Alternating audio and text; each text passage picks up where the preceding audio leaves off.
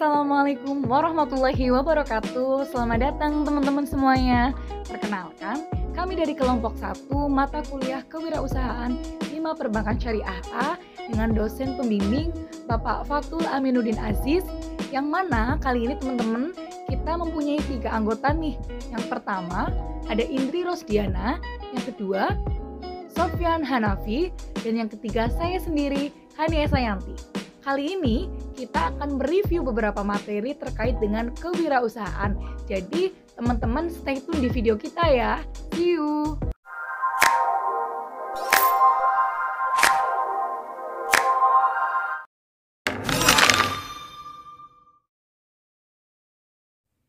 Oke teman-teman, kali ini saya, Hania Sayanti, akan memaparkan atau mereview beberapa materi terkait dengan kewirausahaan.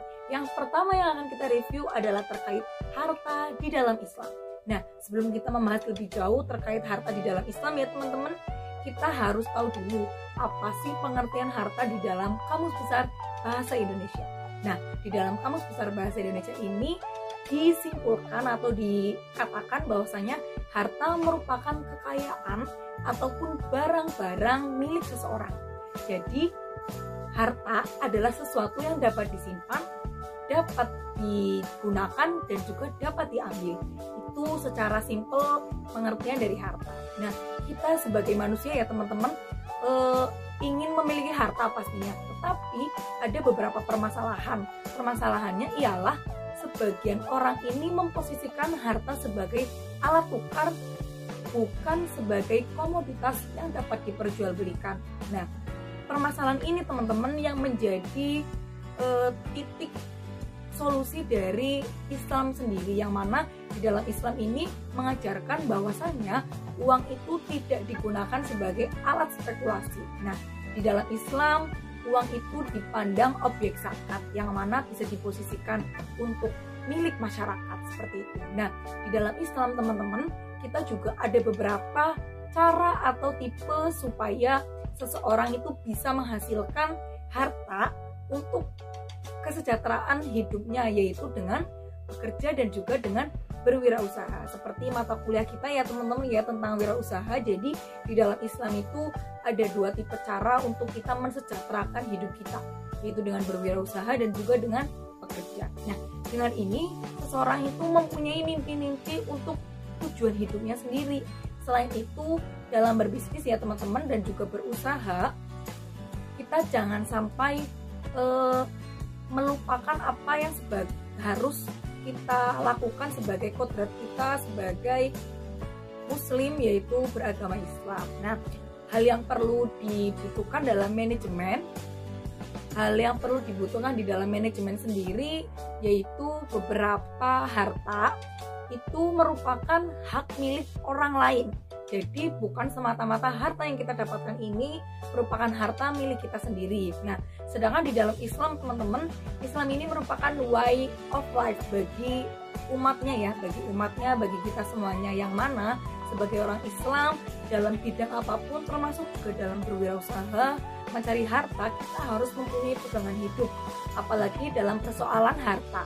Nah, ini atau kepemilikan pribadi ya teman-teman ya, kita harus punya pegangan hidup, yang mana perlu kita sadari bahwa kepemilikan harta ini merupakan milik Allah semata-mata. Kita hanya dititipkan oleh Allah supaya dapat mengelola harta itu dengan sebagaimana mestinya. Nah, itu dia review singkat terkait dengan harta di dalam Islam. Barangkali teman-teman punya tambahan ataupun punya pertanyaan, boleh cantumkan pertanyaan teman-teman di kolom komentar di bawah ini ya teman-teman ya. See you, kita lanjut ke materi yang kedua.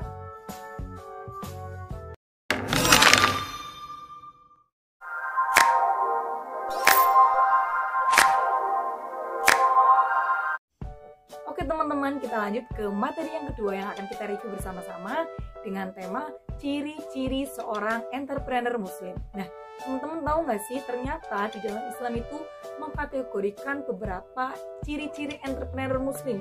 Jadi antara entrepreneur muslim dengan entrepreneur non muslim itu juga berbeda ya teman-teman. Ada beberapa hal yang bisa membedakan ini semua. Nah, akan saya kupas satu persatu beberapa ciri-ciri seorang entrepreneur muslim. Yang pertama, seorang entrepreneur muslim ini selalu mencari tahu apa saja rahasia di balik ciptaan Allah. Nah, ia tidak akan berhenti untuk mencari tahu. Jadi dia tuh harus selalu mencari tahu apa saja yang diciptakan oleh Allah, dan percaya di balik kebaikan pasti ada yang dirahasiakan oleh Allah. Begitu juga dengan hal keburukan. Nah, jadi ciri-ciri yang pertama adalah selalu mencari tahu apa rahasia-rahasia di balik ciptaan Allah, baik itu kejadian baik maupun kejadian buruk. Nah, yang kedua teman-teman, selalu beribadah kepada Allah Subhanahu wa taala. Yang mana karena seorang entrepreneur muslim itu tidak boleh lepas dari apa agama dia, yaitu Islam. Jadi kita harus tetap beribadah kepada Allah Subhanahu wa taala. Kemudian yang ketiga, memiliki keyakinan bahwasanya harta itu milik Allah, dan di balik harta itu ada milik orang lain yang mana kita harus membagikan atau juga bersedekah kepada yang lain, karena di dalam harta kita ada juga harta orang lain. Nah, yang keempat, ikhtiar teman-teman. Ikhtiar dalam mencari harta itu adalah suatu kewajiban bagi seorang entrepreneur muslim, karena banyak aspek-aspek yang mendorong untuk melakukan kewajiban tersebut, seperti pengembangan pertanian, ada juga peternakan, karena masih tertinggal ya teman-teman. Jadi tugas entrepreneur muslim adalah untuk mengembangkan hal-hal yang sudah tertinggal itu. Nah, yang kelima, selalu merenungi tentang ciptaan Allah Subhanahu wa taala, bahwasanya ciptaannya itu lebih baik dari sholat sunnah. Artinya selalu membaca di balik ciptaan Allah. Jadi berwirausaha berawal dari perenungan kita kepada ciptaan Allah Subhanahu wa taala. Kemudian yang keenam teman-teman, ada berpikir untuk selalu mendapatkan ide. Jadi seorang entrepreneur muslim ini harus selalu memiliki kreativitas yang baru, harus memiliki ide-ide yang cemerlang supaya entrepreneur muslim ini selalu bisa mengembangkan apa yang menjadi tugas atau usahanya seperti itu. Kemudian yang ketujuh teman-teman, terkait ciri-ciri seorang entrepreneur muslim adalah harus siap dengan risiko. Nah, ini yang menjadi hal yang cukup berat ya teman-teman bagi seorang entrepreneur.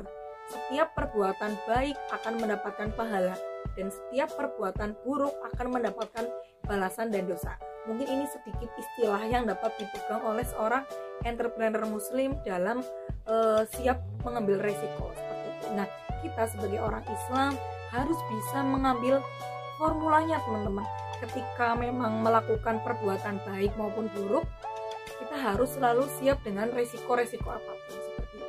Nah, kemudian yang kedelapan teman-teman, kita harus menyadari bahwa segala sesuatu akan kembali kepada Allah, sehingga kita sebagai seorang entrepreneur muslim tidak akan serakah, tidak akan salah jalur, dan tidak akan mendapatkan seluruh harta kita hanya untuk diri kita sendiri, karena itu hanyalah sebuah titipan dari Allah yang nantinya pasti akan kita pertanggungjawabkan di akhirat seperti itu. Kemudian yang kesembilan ada menerima kritikan. Nah, sebagai seorang entrepreneur muslim, kita juga harus selalu mendengarkan masukan-masukan dari orang lain, kritikan-kritikan dari orang lain. Jadi kita tidak menutup telinga kita, tidak menutup mata kita, sehingga kita menjadi seorang yang bisa untuk maju ke depannya. Kemudian yang ke-11 ada berorientasi pada ikhtiar dan juga hasil. Jadi kita itu bukan hanya berorientasi kepada hasil. Rata-rata seorang entrepreneur non-muslim itu hanya berorientasi pada hasil. Sedangkan kita sebagai entrepreneur muslim harus mempunyai dua orientasi, yaitu ikhtiar dan juga hasil. Ketika kita berorientasi pada dua itu, insya Allah kita tidak akan mengalami hal-hal yang sangat mengecewakan kita seperti itu. Kemudian yang ke-12 teman-teman, ciri-ciri entrepreneur muslim yaitu selalu mempunyai niat yang baik untuk melakukan kebaikan. Jadi bukan niat yang baik untuk melakukan keburukan seperti itu. Selalu mempunyai niat yang baik untuk kita selalu mendapatkan kebaikan di manapun kita berada. Kemudian ciri-ciri yang ke-13 yaitu percaya diri. Kita sebagai seorang muslim atau entrepreneur muslim harus memiliki kepercayaan diri. Jangan malu atau takut untuk bersaing dengan entrepreneur non muslim lainnya.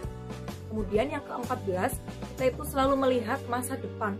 Jadi kita tidak hanya berpikir di masa sekarang atau masa lalu, justru kita harus berpikir untuk masa depan seperti itu. Nah, yang terakhir, kita harus melihat sesuatu dalam kerangka orang banyak, tidak hanya dalam satu sudut pandang, tidak hanya dalam sisi kita saja, tetapi kita juga harus melihat dari sisi orang banyak. Karena kita berwirausaha, otomatis kita harus melihat juga sisi-sisi dari produsen, konsumen, distributor, dan lain sebagainya, yang mana kita tidak hanya mementingkan kepentingan kita sendiri untuk pribadi seperti itu. Itu dia review sedikit terkait dengan materi kedua, yaitu ciri-ciri entrepreneur muslim. Kita lanjut di materi yang ketiga.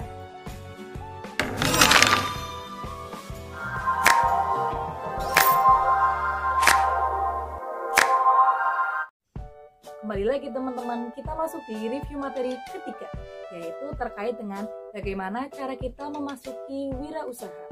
Nah, ada beberapa step yang perlu kita perhatikan ya teman-teman untuk kita memasuki di bidang wirausaha. Akan saya persingkat, yaitu ada 3 step. Yang pertama, kita itu harus meniru dan mencontoh. Jadi kita punya role model seseorang untuk ditiru dan dicontoh. Jadi kita harus selalu melihat lingkungan di sekeliling kita.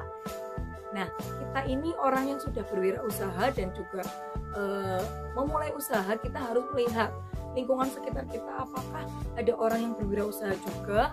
Ketika dia sudah sukses, maka contohlah dia. Lihat juga orang-orang yang berpengaruh terhadap kesuksesannya di bidang wirausaha. Jadi dengan ini akan bisa menjadi motivasi untuk pengembangan diri.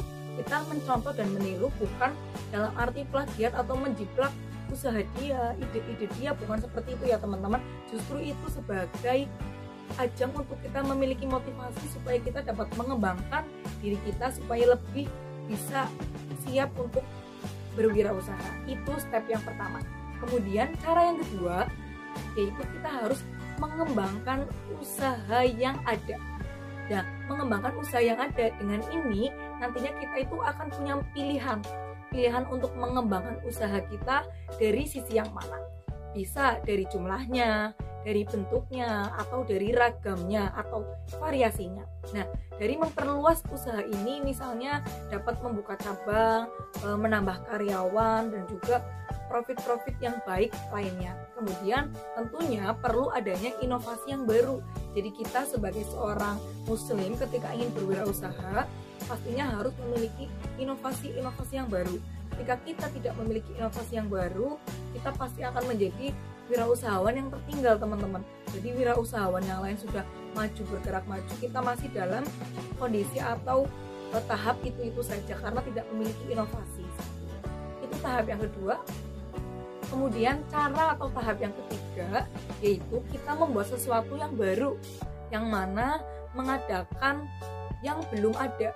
Jadi kita menjadi seorang pelopor seperti itu, pembuat hal yang pertama. Jadi hal yang belum ada kita buat menjadi ada. Itu ya, kita membuat sesuatu yang baru. Walaupun terkadang ini memerlukan biaya yang besar, jika memang berhasil maka akan sangat menguntungkan bagi kita ya teman-teman. Jadi harus punya sifat berani untuk mengambil resiko. Seperti materi yang sudah saya sampaikan di review kedua tadi, kita harus bisa mengambil resiko. Nah, ketika berwirausaha, kenali dulu tipikalnya apa. Karena semakin sering mengalami kegagalan teman-teman, seorang akan lebih dekat dengan keberhasilan. Karena dia akan lebih tahu hal-hal yang sudah gagal dan dia tidak akan mengulangi itu lagi. Jadi bisa untuk menjadi bahan evaluasi atau pertimbangan untuk kedepannya seperti itu. Nah, melainkan nantinya kegagalannya itu sebelum ia sukses, ia akan menjadikan itu sebagai motivasi untuk dia lebih bisa mengembangkan hal yang baru seperti itu. Nah, jadi kita sebagai mahasiswa khususnya ya teman-teman ya, yang mempunyai niat untuk berwirausaha, itu tugas kita adalah mengelola kegagalannya, bukan menyesali kegagalannya. Tapi kita harus mengelola kegagalannya supaya kita itu menemukan problem solving, solusi dari permasalahan atau kegagalan yang kita alami. Nah, semua itu butuh proses teman-teman, bukan segampang kita membalikan telapak tangan ya. Kita harus memiliki proses pelan-pelan bukan instan. Jadi jangan takut untuk gagal teman-teman. Dengan mengalami kegagalan dan kita bisa mengolah kegagalan itu, maka itu akan jadi motivasi untuk bangkit bangkit yang lebih tinggi. Karena saya pernah mendengarkan pepatah, ketika kita ingin melompat lebih jauh, maka kita harus melakukan kemunduran yang panjang terlebih dahulu. Pun sama dengan berwirausaha ya teman-teman, kita harus mengalami kegagalan dulu supaya kita bisa bangkit lebih baik lagi. Di sisi lain, kita juga lagi berada di fase untuk mendekati sebuah keberhasilan. Jadi jangan berputus asa ketika teman-teman itu sedang melakukan wirausaha tetapi mengalami kegagalan. Justru dari kegagalan itu ternyata teman-teman akan mendekatkan kepada keberhasilan. Nah itu. Jadi semakin banyak persoalan kita di dalam wirausaha, kita juga harus mengetahui bagaimana kita menghadapi risiko yang ada. Yang mana kita harus bisa mengelola peluang yang ada. Yang dicari adalah nilai positifnya, bukan bagaimana nilai negatif itu kita sesali, kita ulik-ulik kembali, bukan. Kita harus mengetahui bagaimana kita menghadapi risiko supaya kita bisa mengambil nilai positifnya. Ketika gagal, jangan takut, jangan menyerah, karena ini adalah fase di mana seseorang sedang mendekati sebuah keberhasilan. Nah, itu dia tadi 3 step atau 3 cara untuk memulai wirausaha. Nanti akan kita jelaskan lagi materi keempat yang akan direview oleh teman saya.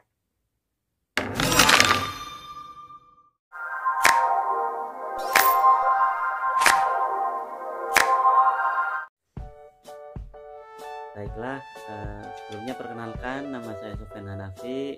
Di sini saya akan melanjutkan review materi yang keempat, yaitu tentang strategi menjadi wirausaha yang handal.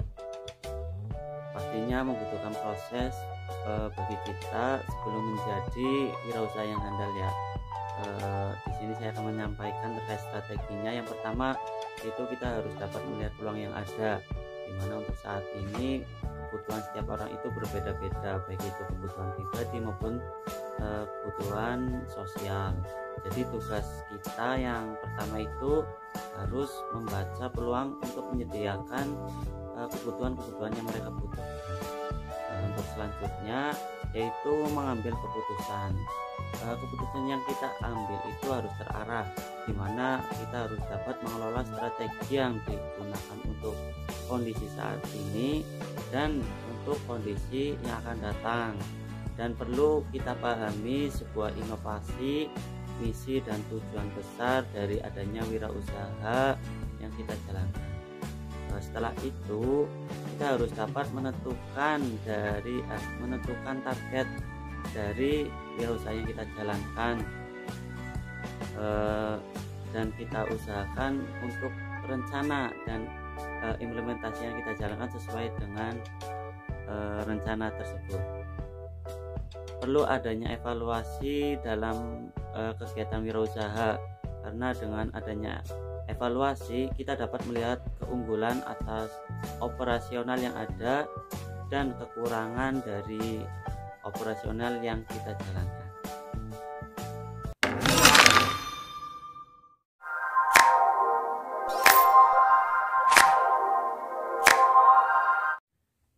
Oke, selanjutnya saya akan mereview materi tentang komunikasi menghipnotis bisnis.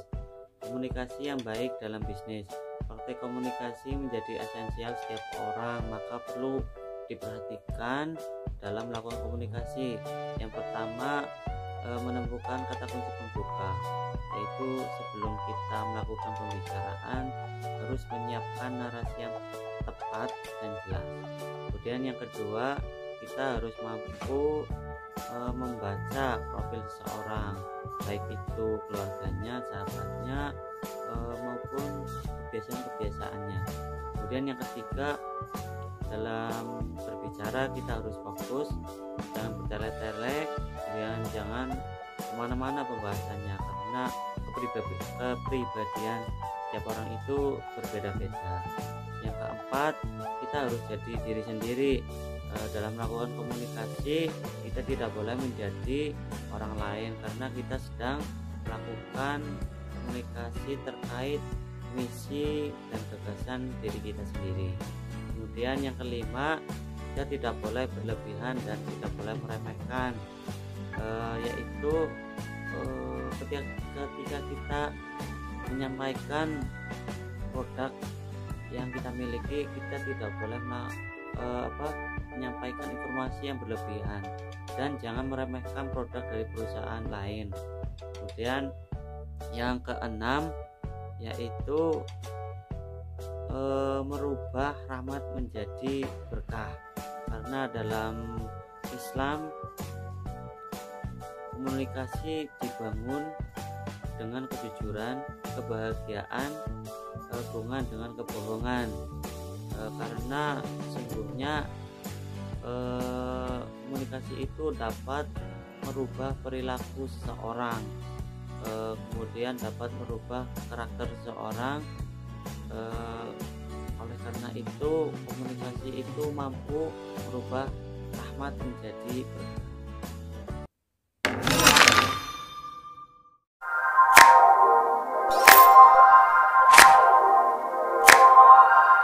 Ya, baiklah, selanjutnya saya akan mereview materi tentang proses pemasaran meningkatkan penjualan. Ketika kita diposisikan sebagai seorang penjual, kita akan berpikir bagaimana dapat menjual produk dalam jumlah yang banyak. Maka perlu diperhatikan oleh seorang manajer perusahaan dalam memasarkan suatu produk. Yang pertama, kegiatan pemasaran harus memberikan rasa kepuasan kepada konsumen, sehingga kesan yang diberikan oleh konsumen kepada perusahaan itu baik dengan produk yang berkualitas. Yang kedua, terkait volume penjualan, itu harus mampu menjaga keberlangsungan perusahaan dalam jangka waktu yang lama sehingga dapat memberikan timbal balik ataupun profit yang berkelanjutan juga. Yang ketiga, efektif dan efisien untuk meningkatkan laba dan untuk meningkatkan kualitas SDM yang ada di perusahaan. Dalam proses pemasaran diperlukan beberapa strategi.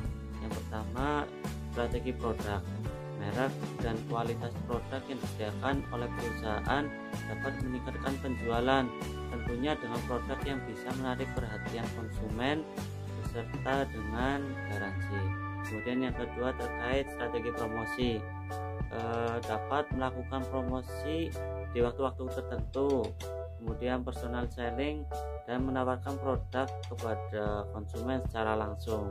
Kemudian yang ketiga, terkait strategi pemasaran, yaitu dengan strategi harga, yaitu dengan melihat persaingan harga dari perusahaan lain. Biasanya konsumen akan lebih memilih yang harganya lebih murah dan membandingkan dengan harga di tempat lain. Dan yang terakhir itu terkait strategi lokasi. Pada saat kita memasarkan suatu produk, tentunya dari konsumen akan bertanya-tanya di mana lokasi perusahaannya. Jadi lokasi dari perusahaan tersebut bisa mungkin itu strategis sehingga perlu akses yang mudah dilalui ataupun mudah untuk dijangkau oleh konsumen.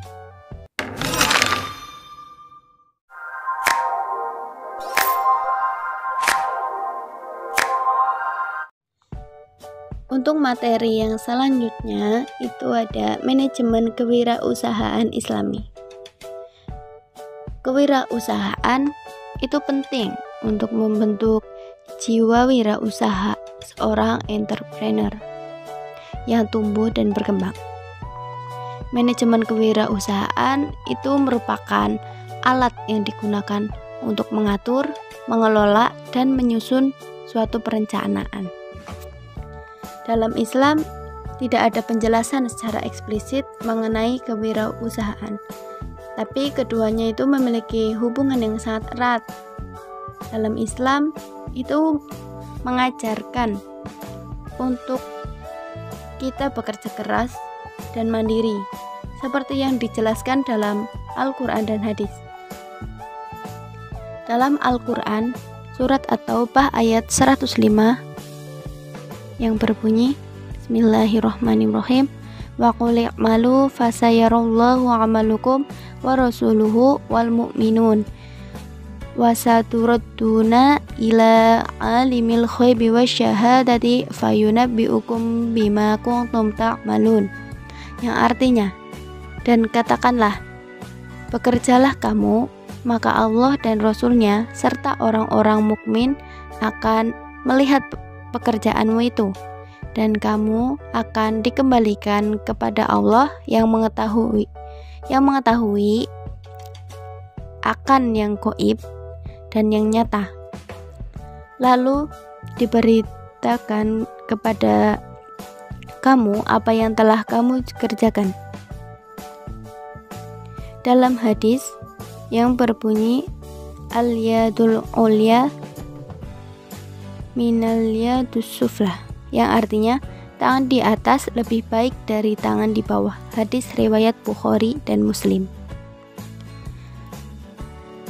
Dalam hadis dan dalil Al-Quran yang disebutkan itu menerapkan prinsip kerja keras dan motivasi untuk beramal, motivasi untuk bekerja dengan bersungguh-sungguh. Itulah merupakan proses yang dilihat dan dinilai Allah, bukan hasilnya tapi prosesnya. Allah tidak menilai berdasarkan hasil, tetapi berdasarkan proses, apakah sudah sungguh-sungguh dalam beramal dan bekerja. Sebagai seorang entrepreneur muslim, harus menerapkan prinsip-prinsip tersebut dan memanage sebaik mungkin agar tujuan yang ingin dicapai itu bisa tercapai. Dalam memanage ini, kita harus menyusun perencanaan, mengambil keputusan dengan baik dan mengelolanya sebaik mungkin.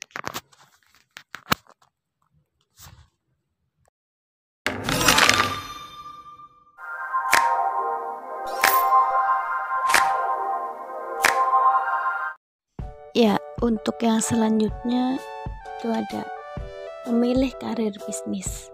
Apa sih itu karir? Karir merupakan suatu pencapaian yang dimiliki oleh seseorang dalam kehidupannya yang berupa pekerjaan untuk tujuan masa depannya. Pada dasarnya, karir itu merupakan pekerjaan yang bisa menghasilkan uang. Bagaimana sih cara kita menemukan karir kita sendiri? Yaitu dengan passionpreneur. Passion itu sendiri merupakan sesuatu yang membuat kita semangat dan selalu membuat kita termotivasi untuk sukses. Sedangkan planner itu sendiri yaitu wirausaha atau menjadi seorang pengusaha. Maksudnya apa? Maksudnya itu passion planner itu mengajak untuk kita selalu berbisnis atau memilih karir sesuai dengan passion yang kita miliki. Kenapa sih kita ini harus memilih passion? Karena passion itu akan membuat diri kita memiliki 3 hal. Yang pertama, kita akan lebih bersemangat ketika menjalankannya. Yang kedua, selalu berusaha optimal dan semaksimal mungkin dalam menjalaninya. Dan yang ketiga, selalu merasa bahagia ketika menjalankan segala sesuatu yang sesuai dengan passion yang kita miliki. Jika passion dan entrepreneurship digabungkan, itu akan membuat usaha bisnis kita akan menjadi lebih bagus dan insya Allah luar biasa. Maka kita harus berbisnis dengan yang sesuai dengan passion yang kita miliki. Jika passionnya public speaking, maka bisa jadi kita menjadi seorang pengacara, guru, atau pekerja yang banyak ngomongnya. Jika passionnya traveling, kita bisa membuka usaha yang berhubungan dengan traveling, seperti membuka bisnisnya itu penyewaan alat-alat untuk naik gunung atau camping dan yang lainnya. Apakah passion itu bisa lebih dari satu? Menurut saya itu tidak, karena Passion itu hanya satu dan yang lainnya itu merupakan hobi. Apa sih bedanya passion dengan hobi? Passion itu menghasilkan sesuatu, sedangkan hobi itu mengeluarkan sesuatu.